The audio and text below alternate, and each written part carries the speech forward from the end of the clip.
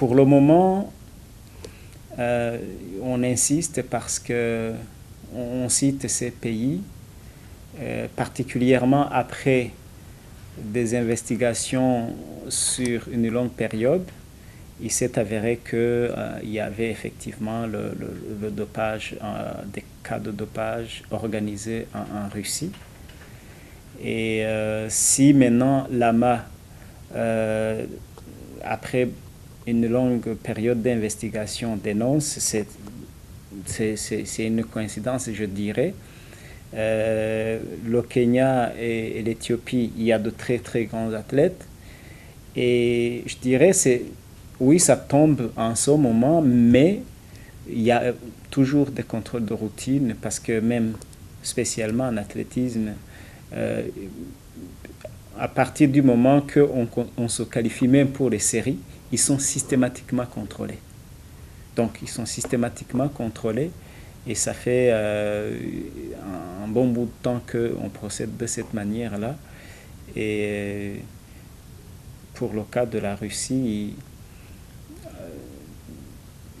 prouver que c'est un dopage organisé, vous comprenez que on devrait faire des investigations approfondies et malheureusement, il s'avère que voilà, ils se sont dopés. Alors, le Comité international olympique fait la promotion de l'éthique dans le sport et prône que un sportif qui gagne, il faut que ça soit dans la légalité. Il ne faut pas mettre sur un terrain de compétition des gens qui ont fait des efforts pour être performants. D'autres, au lieu de faire des efforts dans la préparation, on fait des efforts pour chercher des produits dopants. C'est cela que veut bannir le Comité international olympique à travers l'AMA pour que voilà, le sport soit sain.